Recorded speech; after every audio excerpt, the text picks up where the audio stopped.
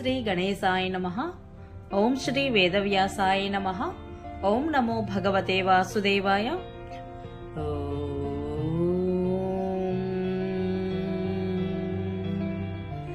శుక్లాంబరధరం విష్ణుం శశివర్ణం చతుర్భుజం ప్రసన్నవదనం ధ్యాయేత్ సర్వవిఘ్నోపశాంతయే. నారాయణం నమస్కృత్య నరం చైవ నరోత్తమం దేవీం సరస్వతిం వ్యాసం తతో జయముధీరయేత్. అనగా నారాయణ స్వరూపుడైన శ్రీకృష్ణుడికి, నరోత్తముడైన అర్జునుడికి, వారి లీలలను ప్రకటించే సరస్వతీదేవికి, దానిని రచించిన వ్యాసునికి నమస్కరించి అసుర భావాలను తొలగించి అంతఃకరణ శుద్ధిని కలిగించే మహాభారత గ్రంథ పారాయణకు ప్రేరేపించిన శ్రీకృష్ణ భగవానుడిని ప్రార్థిస్తూ ఈరోజు పారాయణలోనికి వెళదాం. మరి హరే కృష్ణ. అందరికీ నమస్కారం. మహాభారత గ్రంథ పారాయణలో భాగంగా మనం ఈరోజు 255వ రోజుకు చేరుకున్నాము. ఉద్యోగ పర్వంలో ఉన్నాము. ఈరోజు మనము పాండవ పక్ష వీరులను ప్రశంసించుచు ధృతరాష్ట్రుడు యుద్ధమునకు వైముఖ్యమును ప్రదర్శించుట గురించి తెలుసుకుందాము. చాలా బాగుంటుంది, చివరి వరకు స్కిప్ చేయకుండా చూడండి. హరే కృష్ణ. ధృతరాష్ట్రుడు, సంజయ, అలా అయితే నీవు చెప్పిన రాజులు అందరూ చాలా ఉత్సాహంగా ఉన్నారు. అయినా వారంతా ఒక ఎత్తు అయితే భీముడొక్కడే ఒక ఎత్తు. ఇతర మృగాలు సింహానికి భయపడుతూ ఉన్నట్లుగా నేను కూడా భీముడికి భయపడి రాత్రంతా వేడి నిట్టూర్పులు విడుస్తూ మేలుకొని ఉంటున్నాను. కుంతీపుత్రుడైన భీముడు చాలా అసహనం కలవాడు. పచ్చి శత్రుత్వం పూనేవాడు. నిజంగా పరిహసించేవాడు. ఉన్మత్తుడు, వక్రదృష్టితో చూస్తాడు, సింహనాదం చేస్తాడు. మహావేగశాలి, మిక్కిలి ఉత్సాహము, విశాలమైన బాహువులు, మిక్కిలి బలము కలవాడు. అతడు తప్పక యుద్ధం చేసి తక్కువ పరాక్రమం కల నా కొడుకులను చంపివేస్తాడు కూడా. అతడు జ్ఞప్తికి వస్తేనే నా హృదయము దడదడలాడిపోతోంది, కంపించిపోతోంది. బాల్యదశలోనే నా పుత్రులు అతనితో ఆటల రూపంలో యుద్ధం చేసినా కూడా అతడు వారిని ఏనుగులా నలిపివేసేవాడు. ఇక అతడు రణభూమిలో క్రోధోదిక్తుడు అయినప్పుడు తన గదతో రథాలు, గుర్రాలు, ఏనుగులు, మనుష్యులు అన్నింటినీ మర్దించి వేస్తాడు. అతడు నా సైన్యంలో చొరబడతాడు. దానిని అటు ఇటు పారద్రోలుతాడు. చేతిలోకి గద తీసుకొని రణభూమిలో నృత్యం చేస్తూ ప్రళయం సృష్టిస్తాడు. చూడు, మగధ దేశపు రాజులు, మహాబలవంతుడు అయిన జరాసంధుడు ఈ సమస్త భూమండలాన్ని వశపరుచుకొని బాధించాడు. కాని భీమసేనుడు శ్రీకృష్ణుడితో పాటు అతని అంతఃపురాన్ని ప్రవేశించి అతనిని కూడా చంపివేశాడు. భీమసేనుని బలం గురించి నేను ఒక్కడినే కాదు, భీష్మ, ద్రోణ, కృపాచార్యులు కూడా బాగా ఎరుగుదురు.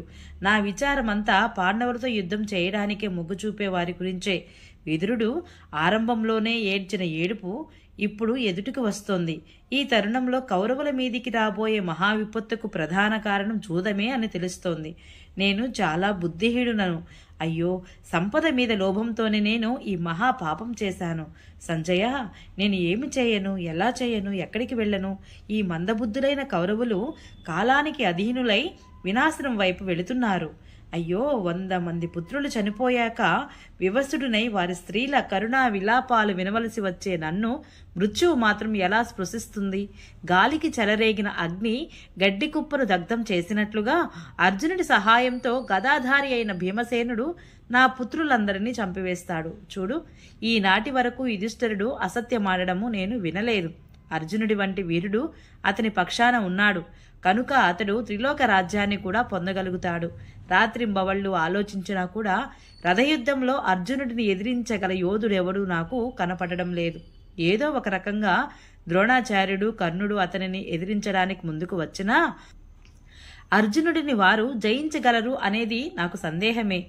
అందుకని నాకు విజయం కలిగే పరిస్థితి లేదు. అర్జునుడంటే సమస్త దేవతలను జయించినవాడు. అతడెక్కడైనా ఓడిపోయాడని నేను ఇంతవరకు వినలేదు. ఎందుకంటే స్వభావంలోనూ ఆచరణలోనూ అతనితో సమానుడైన శ్రీకృష్ణుడు అతనికి సారథి. అతడు యుద్ధరంగంలో రోషంతో వాడి అయిన బాణాలు వర్షిస్తూ ఉంటే ఆ సమయంలో విధాత సృష్టించిన సర్వసంహారకుడైన కాలునిలాగా అతనిని వశపరుచుకోవడము అసంభవం అవుతుంది. అప్పుడు భవనాలలో కూర్చొని ఉన్న నేను కూడా నిరంతరము కౌరవుల చావును, వారి ఏడ్పులను గురించిన వార్తలనే వినవలసి వస్తుంది. నిజానికి ఈ యుద్ధంలో అన్ని వైపుల నుండి భరతవంశంపైనే వినాశనమే దాడి చేస్తోంది. సంజయ, పాండవులు విజయం కోసం ఉత్సుకులై ఉన్నట్లుగానే వారి అనునాయులందరూ కూడా విజయం కోసం కటిబద్దులై పాండవుల కోసం తమ ప్రాణాలను అర్పించడానికి సిద్ధంగా ఉన్నారు. నీవు నా ఎదుట శత్రుపక్షానికి చెందిన పాంచాల, కేకేయ, మత్స, మగధ దేశీయ రాజుల పేర్లను మాత్రమే ప్రస్తావించావు. కానీ సృష్టికర్త అయిన శ్రీకృష్ణుడు అయితే ఇచ్ఛామాత్రంగానే ఇంద్రుడితో పాటు ఈ లోకాలన్నింటినీ వశపరుచుకోగలడు. అతడు కూడా పాండవ విజయాన్నే నిశ్చయించాడు. సాత్యకి అర్జునుడి వలన శస్త్రవిద్యనంతటినీ నేర్చుకున్నాడు. అతడు విత్తులలాగా యుద్ధరంగంలో బాణాలను వర్షిస్తూ నిలబడతాడు. మహారథి అయిన దుష్టద్యుమ్నుడు కూడా గొప్ప శస్త్రవేత్త. అతడు కూడా ఏ పక్షంలోని వీరులతో యుద్ధం చేస్తాడు.